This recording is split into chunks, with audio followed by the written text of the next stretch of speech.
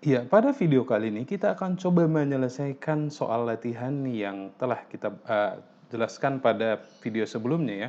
Bagaimana menjumlahkan vektor C ini. Oke, mungkin sebagian dari kalian telah mengetahui jawaban dari ini, yaitu menggunakan jajar genjang ya, rumus jajar genjang. Namun kita coba untuk mempreteli nih, bagaimana cara menyelesaikan vektor C di mana vektor A plus B itu tidak saling tegak lurus. Oke, begini. Kita buat seumpamanya vektornya ini tadi alfa ya. Oke. Lalu tadi kita buat let's say theta aja ya. Ini kita buat seumpamanya theta. Sudut B-nya ya. Nah, bagaimana cara menyelesaikannya? Oke. Pertama adalah kita coba ambil garis warna merah ini ya, panah atau vektor C ini. Jadi sekarang saya mau lihat dia sebagai suatu segitiga besar. Yang mana segitiganya itu terdiri dari ini, ya. Ini seumpamanya, oke saya buat warna merah aja ya. Warna merah dan besar, kita buat seperti ini. Oke, ini saya buat seumpamanya adalah panjangnya adalah L, ya. Lalu saya punya ini dari sini ke sini panjangnya adalah oke kira-kira seperti kurang pas. Nah, ini panjangnya adalah apa kita buat ya? Seumpamanya L kecil gitu ya. Kecil. Maka sekarang kita punya, perhatikan, kita punya C kuadrat ya dengan menggunakan trigonometri tentunya. C kuadrat sama dengan L besar kuadrat plus L kecil kuadrat. Ya. Nah, di sini perlu kita lihat bahwasanya vektor B ini mempunyai dua komponen, yaitu komponen B cos theta di sini, ya kan? Dan kita punya di sini vektornya adalah, oke, saya hapus seperti ini. Dan bagian sini adalah B sin theta. Nah, perhatikan tadi ya, warna biru ini, lalu kita punya bagian ini adalah B cos theta, dan bagian L ini adalah B sin theta, saya buat di sini. B sin theta. Nah, dari sini bisa kita dapatkan L kuadrat, L besar kuadrat yang ini ya, itu sama dengan, kita lihat, A kuadrat, ya, atau kita buat seperti ini, A tambah B cos theta dikuadratkan ditambah L kecil yang ini atau bagian tegak ini adalah B sin theta dikuadratkan. Oke. Ya. Sehingga bagian ini kita bisa dapatkan A kuadrat tambah 2AB cos theta, tambah 2AB tambah B kuadrat cos kuadrat theta gitu ya, bagian yang ini. Oke, kita buat kurung seperti ini mungkin ya.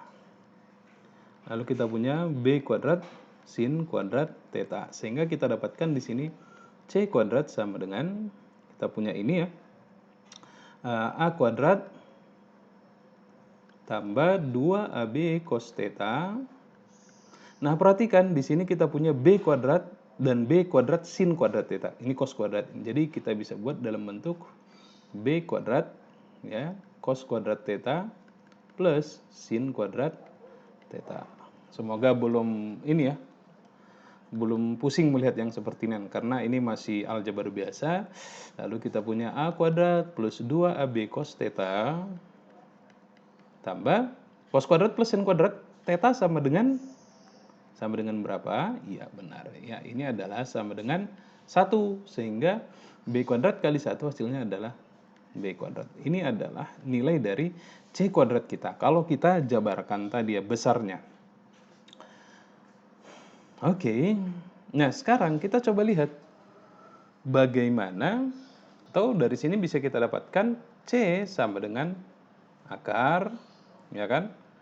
Kita sederhanakan lagi, A kuadrat, oke, kita rapikan aja, B kuadrat tambah 2AB cos theta. Nah, ini adalah panjang dari vektor C tadi. Bagaimana dengan arahnya? Nah, ini menarik. Karena tadi ini adalah vektor. Oke, berarti kita harus buat. Oh ya, saya kelupaan. Saya kelupaan. Jadi begini ya. Kalau saya mengatakan vektor A seperti ini, maka itu artinya saya mempunyai besar vektor, ini nilai, atau magnitudonya, atau besarnya, dan saya nanti sebut dengan atopi. Atopi ini menunjukkan arah, atau disebut dengan vektor satuan. Selanjutnya nanti akan kita bahas ya, akan kita bahas lebih lanjut. Ini besar, dan ini menunjukkan arah. Nanti akan kita bahas di materi selanjutnya. Nah, sekarang kalau tadi kita punya vektor C, ini adalah besarnya. Besar itu saya buat seperti ini ya, lambangnya. Saya buat lambangnya mutlak seperti ini ya. C kuadrat gitu ya. Lalu saya punya di sini C ya. Kira-kira seperti ini ya. Nah, ini adalah besarnya. Lalu bagaimana menentukan arahnya? Arah C di sini ditunjukkan oleh apa? Ya, oleh alfa. Oleh alfa. Maka bagaimana cara kita mencari vektor alfa ini? Iya, untuk mencari nilai alfa ya. Kita bisa mencari, ya udah cukup dengan menggunakan bisa sin bisa cos ya. Besarnya pasti sama. Kalau kita menggunakan sin alfa berarti lihat segitiga merah ini ya, berarti depannya adalah L. Di mana besar L itu tadi sama dengan B sin theta ya. Berarti saya punya di sini B sin theta per ini. Sorry, ini ya, ini per C-nya. Di mana C-nya tadi adalah akar A kuadrat tambah B kuadrat tambah 2AB cos theta. Nah, bagaimana dengan cos theta? Cos alfa?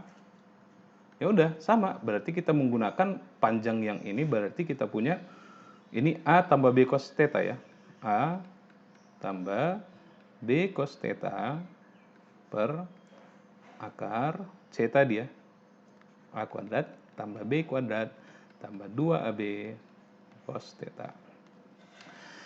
Ya, demikian untuk mencari jawaban dari latihan atau soal latihan yang tadi kita singgung.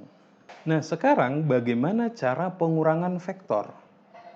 Ya, pengurangan vektor intinya sama dengan apa?